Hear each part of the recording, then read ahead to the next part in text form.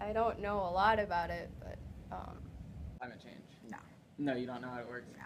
I don't know. I don't know that much about it, like I said. One of the things that I remember from my childhood is Spanish moss. Spanish moss is this strange bromeliad, I guess, because it grows up in the air. It looks like a lace or a fabric that hangs down, and it hangs down the trees in these great draping pieces. And when I was young, there was lots of Spanish moss in the trees. You know, when I was in high school, it sort of disappeared.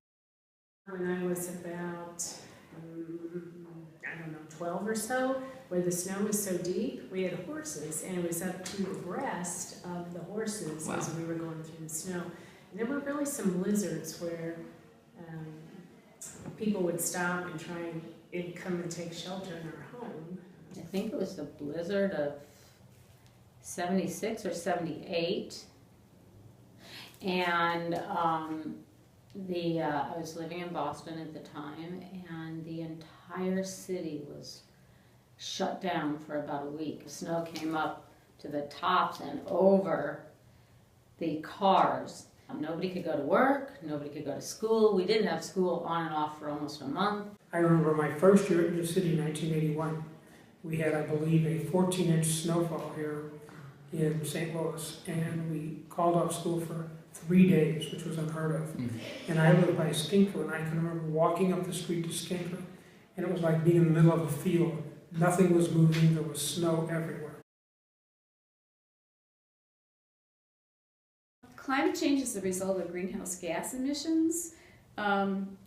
Greenhouse gases are called that because when they collect in the atmosphere, they hit a ceiling, an invisible type of a ceiling that keeps the gases in the atmosphere. And so just as in a greenhouse, it has a warming effect. You know how the window panes in a greenhouse collect the sun and then it comes in and it's trapped. So it's very similar to what happens in a greenhouse. Plants are starting to bloom later in the year, which is a problem because plants and animals have co-evolved together. And so when plants start to bloom later in the year, the animals that depend on them are confused.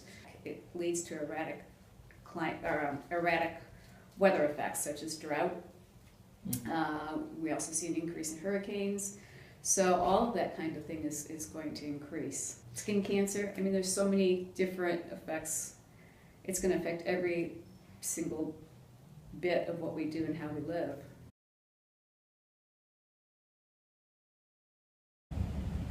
I could be doing more, and I'm not. Who do you think is responsible for cleaning it all up? Humanity as a whole. I mean, it's not really any it's not our parents' jobs, and it's not necessarily just our jobs. It's everybody's responsibility to our planet. It wasn't advertised as any huge issue enough, and isn't in day-to-day life.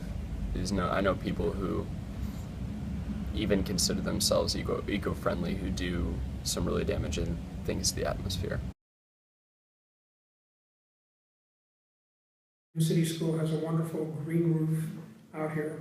We've got solar panels out here.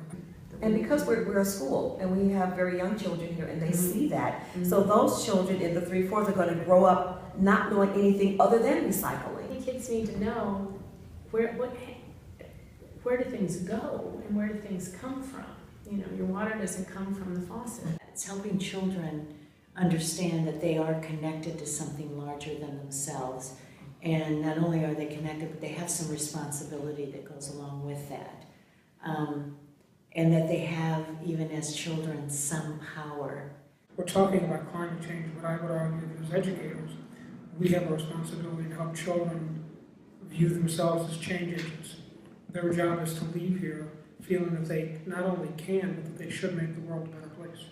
It might happen in terms of climate change, it might happen in terms of diversity, working with people who are different than them. It might happen just in terms of the kinds of comments they say, but we're all one big family, and our kids need to leave here knowing that their role is to make it better.